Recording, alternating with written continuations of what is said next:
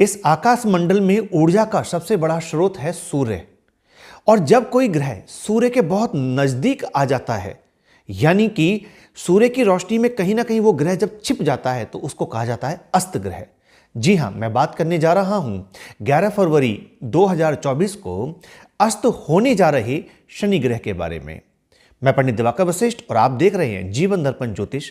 आइए कुछ खास बातें कर लेते हैं शनि ग्रह के अस्त होने को लेकर के। दोस्तों, जैसा कि आप सभी जानते हैं कि शनि ग्रह जो है वो सूर्य से बहुत दूर है, यानी कि शनि की जो कक्षा है वो सूर्य से बहुत दूर है, तो सूर्य का प्रकाश शनि तक नहीं पहुंच पाता है। इसी कारण से कहा जाता है कि शनि जो है वो वैराग्य का कारक है, क्योंकि जब सूर्य का प्रकाश वहां नहीं पहुंचता है तो जनजीवन भी वहां नहीं पनप सकता है, इसलिए उसको वैराग्य का कारक माना गया है। लेकिन शनिदेव के बारे में मैं आपको बताने जा रहा हूं कि शनि ग्रह जब 11 फरवरी को अस्त हो जाएंगे और लगभग 30 से 35 दिन ये अस्त रहेंगे, उस समय पर जनजीवन पर इनका क्या प्रभाव पड़ेगा। देखिए, राशि के अकॉर्डिंग तो प्रभाव पड़ेगा ही, लेकिन जब भी कोई ग्रह होता है, शुभ ग्रह एवं क्रूर ग्रह, उनके अस्त एवं उदय होने से जनजीवन पर भी इसका पूर्ण प्रभाव पड़ता है, जैसे कि चीजों का महंगा हो जाना या चीजों का सस्ता हो जाना।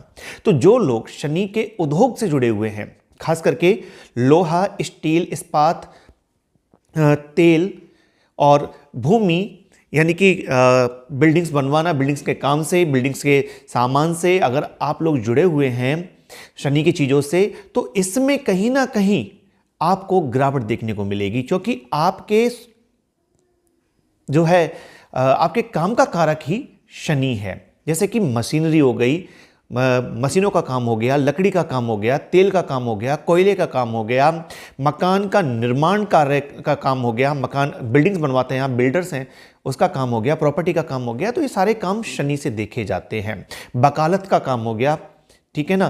तो ये सारे काम शनि से देखे जाते हैं। जब शनि अस्त हो जाएंगे तो आपके इन कामों पर शनि के अस्त होने पर प्रभाव पड़ेगा, ठीक है। और यह प्रभाव खराब स्थिति का है, शुभ स्थिति का नहीं है, क्योंकि जिस व्यक्ति जिस काम को करता है, अगर वो उसका स्वामी ग्रह ही अस्त हो जाए तो उसका वह काम कहीं ना कहीं प्रॉब्लम में आ जाता है, पहली बात।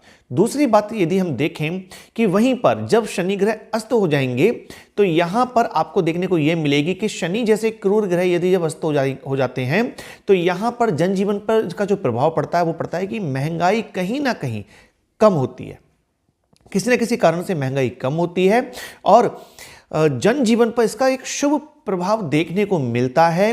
चाहे आप इस बात को लेकर के कह लीजिए कि जितनी भी ये जो कभी कहीं सुनामी आ गई, कहीं भूकंप के झटके महसूस होने लगे, कहीं पर बहुत तेज बारिश बहुत ज़्यादा हो रही है, कहीं पर कुछ हो रहा है, इस तरह की जो आपदाएं होती है, प्राकृतिक आपदाएं, वो शनि के अस्त हो जाने पर थम जाती हैं, कम हो जाती हैं।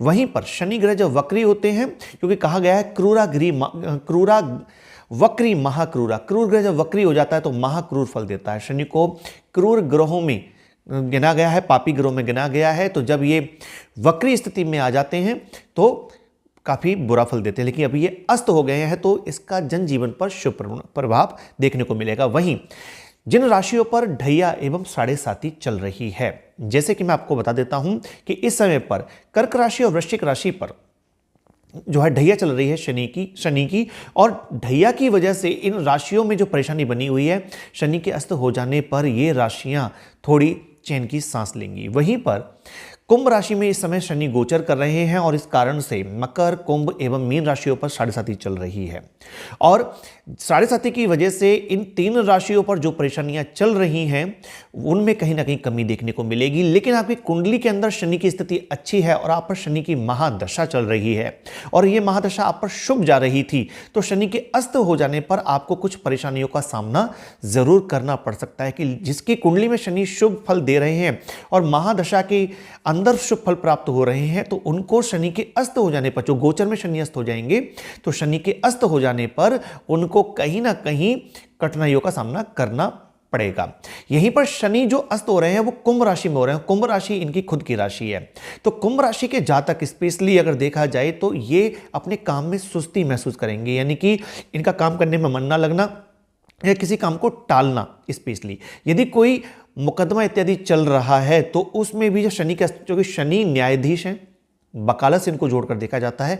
यदि आपका मतलब किसी भी राशि वाले व्यक्ति का अगर कोई मुकदमा इत्यादि चल रहा है तो शनि के अस्त हो जाने पर हो सकता है कि हड़ताल हो जाए, या फिर केस अगर फाइनल स्टेज पर पहुंच चुका था, बस डिसीजन आना बाकी था, तो वो भी आपका पेंडिंग हो सकता है, क्योंकि शनि अगर अस्त रहेंगे तो कोई भी निर्णय नहीं हो पाएगा। यह स्थिति देखने को कहीं ना कहीं मिलेगी।